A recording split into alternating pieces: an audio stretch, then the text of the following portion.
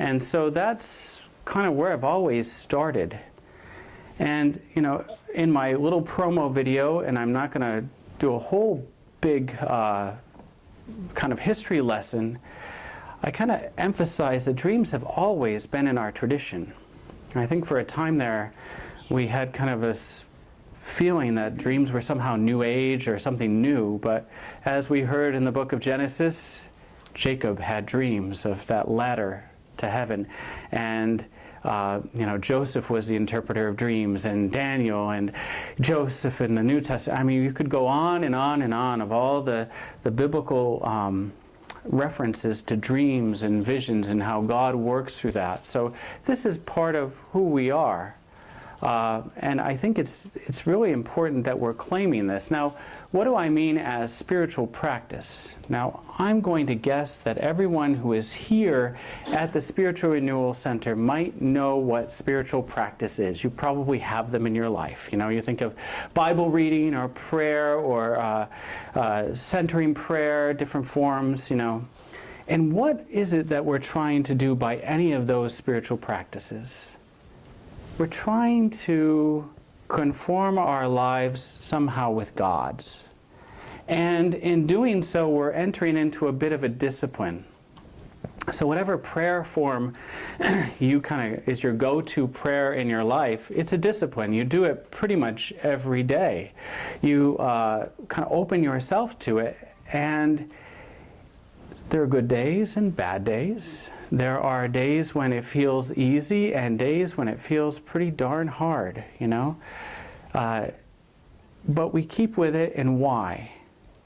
Because we have in the back of our minds or in our hearts somewhere in us that this practice, this giving ourselves over, this discipline is going to help us connect with God. And we know that it does. We wouldn't do it for an extended period of time if we didn't. And so I'm going to offer to you tonight that Dreamwork is essentially a similar path. It can and is for many people a spiritual practice.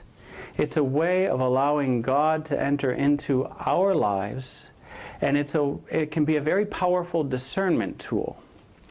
So I'm not going to talk about it as much as a psychological tool that I would use in therapy, but more as how to use it in your prayer life, and how can we work with one another in dreams, and what format. So hopefully I'll give you a little bit of theory, but a lot of practicality.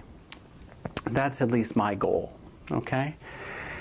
So I'm going to start with some assumptions that I'm taking from Jeremy Taylor. I don't know if you're into the Dreamwork world. Jeremy Taylor is one of our big names, and he wrote a number of books, and unfortunately he just died a couple months ago, so very sadly, but he was one of my teachers at the Hayden Institute. So there's 6 basic hints Jeremy tells us about dream work. The first is that all dreams speak a universal language that come in the service of health and wholeness. This is essential. So dreams come in the service of health and wholeness. There is no such thing as a bad dream. Now, I know what you're going to say, because I've heard it 1,000 times. Well, what about my nightmares? What about those dreams that disturb and frighten? And Jeremy and others would point out that that doesn't mean it's a bad dream. That means that it's a dream that's trying to get your attention. It's trying to jar you into really paying attention to something, and you're not listening. And so the nightmare, the bad dream, is waking you up to the reality of what the dream is trying to tell you.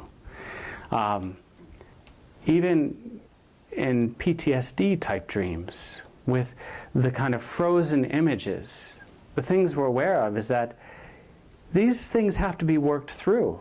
They are affecting and damaging your life. And there are ways to do that, but people run from health and wholeness. I'll tell you, as a psychologist and as a priest and as a spiritual director, there is one thing I am absolutely sure of. most of us know we need to change. None of us want to change. It's really hard to change. And so dreams often invite us to change, but it's always a change towards health. It's always a change towards deeper integration. And that's the challenge. The second presupposition is that only the dreamer knows the meaning of his or her dream. So that may cause some of you to wonder, well, okay, well, what about these, interpretations? Maybe you've gone to a bookstore and gotten the dream book, and, you can flip through and, oh, this is what my dream means. It's in the book. Well, no, and Jung was big on this too, is that really only the dreamer can tell you the dreaming and the meaning of the dream, and it's an aha, or as Bob Hayden used to say, the tingle test. Don't take that any further.